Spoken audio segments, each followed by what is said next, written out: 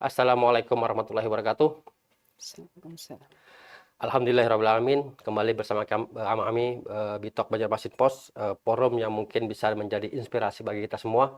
Dan kali ini kita akan menghadirkan pembicaraan masalah World Water Forum yang terselenggara di Bali, Nusa Bali, yang berlangsung pada tanggal 18 sampai dengan 25 Mei yang lalu. Salah satu pesertanya adalah rombongan dari Pemko Banjarmasin yang dipimpin oleh Wali Kota Banjarmasin, Bapak Ibnu Sina, dan salah satu SKPD yang mengikuti forum ini adalah Dinas Pekerjaan Umum dan Penataan Ruang Kota Banjarmasin. Dan kali ini kita akan membahas masalah tentang Water Forum ini, bagaimana masalahnya, apa saja yang diambil dari forum-forum ini, dan mungkin apa saja yang akan dibahas masalah yang akan membawa Kota Banjarmasin yang lebih baik. Akan hadir bersama kita adalah Ibu Kepala Dinas Pekerjaan Umum dan Penataan Ruang Kota Banjarmasin, Ibu Suri Sudarmadiah. Berikut mungkin akan kita bicarakan masalah tentang bagaimana mekanismenya dan apa saja yang mungkin yang bisa diambil dari forum-forum ini.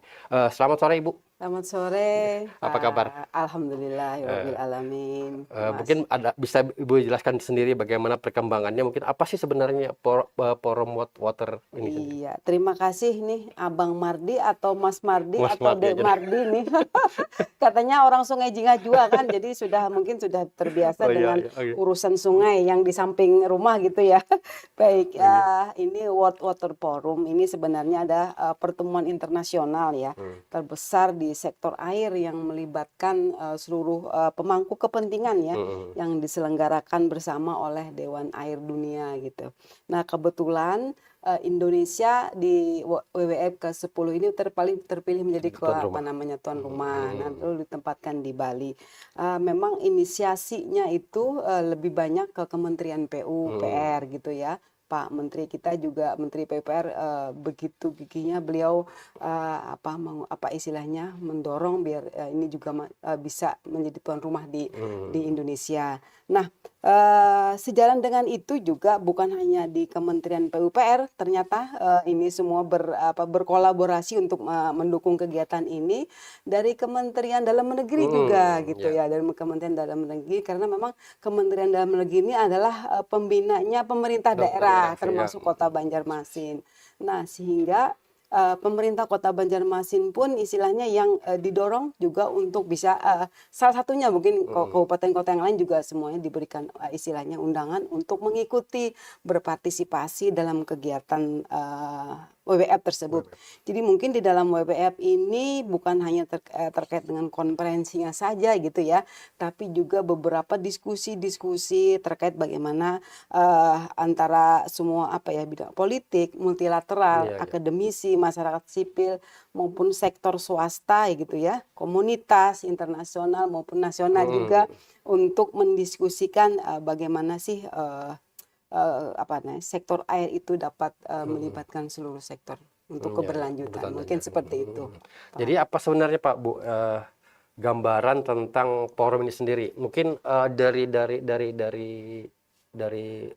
namanya saja kan masalah air gitu. Iya. Nah, mungkin apa kaitannya dengan Banjarmasin itu sendiri? Iya. Jadi kaitannya bukan hanya dengan Banjarmasin ya, mungkin dengan seluruh dunia nih gitu, yang karena kita hidup memerlukan air kan gitu ya, keberlanjutan sustain untuk penyediaan air bersih maupun pengelolaan air limbah gitu yang dititik beratkan. Nah, bagaimana mungkin kota-kota ataupun negara gitu mengelola air untuk keberlanjutan, karena memang keberlanjutan ini yang kita perlukan gitu ya.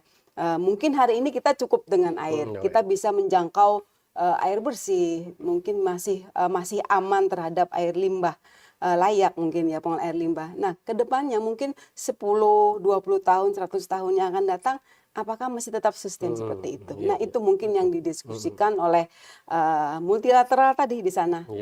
Jadi memang banyak yang bisa kita contoh gitu ya, ataupun mungkin, tapi juga harus kita melihat kearifan lokal yang ada di Kota Banjarmasin gitu. Itu sih sebenarnya, jadi memang lebih banyak kebutuhan kita untuk sharing ya, sharing informasi, mendapat informasi, mungkin juga bertemu dengan banyak pemanfaat lainnya gitu Iya, ya, yang untuk bagaimana yang sebaiknya sukses story gitu ya, orang di negara lain ataupun di daerah lain di Indonesia ini yang mengelola air menjadi lebih baik iya. gitu. Kan tadi dikatakan kebutuhan air, Bu, ya. Ya. Kalau kebutuhan air kan mungkin Ibu katakan tadi kan mungkin sudah sangat memenuhi gitu. Nah, mungkin caranya mungkin yang lebih sanitasi tadi kan ke arah itu bagaimana, Ibu? Dari mengambil dari Water water forum ya. forum ini. Jadi memang gini, tema dari World Water Forum yang ke-10 tahun ini adalah water for prosperity ya. Jadi air untuk kesejahteraan bersama. Nah, itulah jadinya makanya kebutuhan air minum gitu ya, dengan perkembangan populasi manusia gitu ya, terus perkembangan okupansi perumahan atau bangunan, sehingga mengurangi wadah air itu sendiri gitu ya. Nah, ini yang menjadi permasalahan kita bersama. Termasuk juga bagaimana pengelolaan air limbah yang setelah kita pakai. Kadang-kadang kita sudah limbah itu ngapain dipikirin ya gitu ya. Kadang-kadang berpikir seperti itu kan, apalagi kita di Banjarmasin dengan kearifan lokal, kita duduk aja di pinggir itu kan ya, di pinggir sungai kan selesai ya. Padahal mungkin akan mencemari gitu ya. Kalau satu aja yang memakai kan cuma nggak apa-apa ya, bisa larut. Tapi kalau yang pakai 10, setiap hari kali 10, bayangkan aja mungkin Mas Mardi ya. Nah, ini yang mungkin ke depan kita yang harus kita pikirkan, bagaimana penyediaan air minum maupun pengelolaan air limbah aman dan layak gitu. Nah, itu yang kita tuju untuk Indonesia Aman dan Emas layak gitu. tadi, Bu, ya. Aman yang layak yang penting gitu. Nah, keterkaitannya dengan Undang-Undang Dasar 45 itu sendiri, Bu, bahwa air itu kan tersedia untuk seluruh lapisan masyarakat gitu. Iya. Sekarang ini banyak yang dikatakan bahwa penyedia air itu memperjualbelikan itu, Bu. Apa ada kaitannya dengan masalah-masalah itu, Bu? Jadi mungkin salah satunya juga itu. Kalau hak dasar air untuk air minum gitu ya. Yang penting untuk hak dasar itu memang sebenarnya kan itu tidak itu hak orang gitu ya, hak orang. Cuman memang kita ingin kualitas yang seperti apa yang kita jual gitu lah. Nah, kualitas mungkin ya, kualitas dan kuantitas dan keberlanjutan yang harus kita jaga. Mungkin itu perlu effort tersendiri, perlu operasional kan gitu ya. Tapi kalau misalnya air yang ada di muka bumi ini kan memang hak dasar orang. Tapi bagaimana air itu yang harus dikelola, itu kan memerlukan operasional gitu. Tidak begitu saja kan, mungkin air sungai kita mungkin banyak melimpah nih. Kita boleh pakai. Apakah kita layak minumnya? Apakah kita aman untuk memakainya kan gitu ya. Nah, itu mungkin yang perlu bersama kita pikirkan gitu ya. Pengelolaannya itu yang harus kita pikirkan bersama. Nah, mungkin dari dasar-dasar itu tadi, Bu, apa sih yang kita kembali ke WWF forum tadi, bahwa apa isu yang diangkat untuk Banjarmasin itu sendiri, Bu? Isu yang diangkat untuk Banjarmasin memang ya tadi keberlanjutan, sustain gitu ya. Mungkin pada saat ini mungkin Mas Mardi melihat pada saat musim kemarau, bagaimana surutnya air yang ada di Sungai Martapura gitu ya, sampai dangkal mungkin sampai bisa main bola gitu ya. Nah, pada saat musim hujan, karena mungkin di atas sudah tampungan air sudah berkurang, itu air bagaikan air bah turun. Mungkin sampai melimpasi kota-kota kita gitu ya. Karena memang kita okupansi pembangunan itu juga mengurangi mengurangi tampungan untuk air kita. Mungkin seperti itu. Semardi. Mungkin secara real, Bu, apa sebenarnya sih yang mungkin yang bisa bermanfaat lah bagi Kota Banjarmasin dan masyarakat sendiri, bahwa forum ini memang benar-benar bermanfaat gitu. Artinya kita datang ke sana tidak ada membawa misi tertentu lah mungkin dari untuk Kota Banjarmasin sendiri. Yang pasti banyak misi yang harusnya kita bawa. Paling tidak di luar istilahnya di forum-forum tersebut mengetahui ya bagaimana kondisi Banjarmasin. Kita dapat berbicara Kita dapat berbicara, menyampaikan bagaimana pengelolaan air limbah di Kota Banjarmasin gitu ya. Dengan kita sudah mempunyai perusahaan daerah air limbah gitu ya, PDPA gitu. Juga kebutuhan satu kota dengan kota yang mungkin kecil lah, ini cuma 97 km persegi dengan jumlah penduduk hampir 700 juta. ya 700 juta itu di siang hari loh. Di siang hari Iya, loh. iya, iya. Di siang 7 juta itu di malam hari, maaf, di malam hari itu, Pak. Heeh. Kalau di siang hari mungkin lebih Oh, dari iya, 1 juta. Nah, itu bagaimana problematik ini mungkin sama dengan kota-kota di India, sama dengan kota-kota di Bangladesh gitu. Nah, ini yang kita coba suarakan gitu ya. Termasuk juga istilahnya kita menyuarakan dengan Kementerian PUPR, dengan Kemendagri, kita duduk sama-sama gitu. Iya, iya. Bagaimana pengelolaan air itu tersebut Oh, menjadi artinya sharing antara negara-negara dengan daerah lain juga terjadi di situ, Bu, ya? Iya, jadi mereka menyampaikan, ini. Cuman Maksud memang kita tidak ada kesempatan sih untuk menjadi pembicara karena memang itu kan apa ya? kalau memang ada masukan dari negara-negara atau dari daerah lain ada apa, Bu? Dari daerah lain mungkin ini saran dari Anu misalnya untuk Banjarmasin apa gitu? Kalau ususan untuk Banjarmasin sih saya pikir Tapi tidak ada secara umum kan? Iya, secara umum. Secara umum mungkin ada tempat-tempat, misalnya contoh misalnya kayak di Palembang ya. Ya. Palembang aja yang sama dengan kita gitu ya. Palembang itu mereka juga punya banyak sungai. Sungainya juga banyak terokupansi dengan perumahan, bangunan. Iya. Nah, mereka juga selain untuk menyelamatkan sungainya dengan melakukan pengelolaan sungainya dengan sistem pompa air, mereka juga sudah mulai menggalakkan embung-embung. Embung-embung tangkapan-tangkapan air untuk resapan sementara. Untuk parkir air lah, Mas. Untuk Iya, parkir. Karena selama ini untuk Iya, parkirnya parkir. sudah jadi rumah nih. Sudah Iya, iya. parkir airnya sudah jadi rumah gitu, Iya, sudah iya, jadi iya. bangunan. Nah, lalu mereka mencoba itu. Nah, itu kemarin dijadikan sukses story juga Oh, iya. sebagai pembicara kebetulan wali kota Palembang gitu. Nah, kita coba, itu hampir sama dengan Hampir kota sama kita. ya, artinya bisa sharing dengan Sharing, Banjarmasin sendiri iya, ya. Nah, karena hampir sama. mungkin terjadi juga di Banjarmasin, Bu. Bagaimana sih mengatasinya? Ada beberapa tadi kan limbah segala macamnya mengotori mengotori air. Di samping itu mungkin ada langkah-langkah tersendiri untuk diambil untuk melihat dari apa yang disampaikan oleh Palembang atau daerah lain, apa sih yang mungkin yang bisa diterapkan di Banjarmasin? Mungkin salah satunya tadi memberikan Membuat embung-embung iya, tadi gitu. iya. Jadi memang itu sudah kalau di kita memang kita di dalam RT RW, rencana tata ruang kota, Kota Banjarmasin maupun rencana detail itu memang kita sudah juga sudah memitigasi ya kawasan genangan, rawan genangan gitu ya, rawan genangan gitu. Termasuk juga mungkin daerah-daerah resapan tangkapan air lah untuk menampung sementara air itu memang sudah termitigasi di kita gitu loh.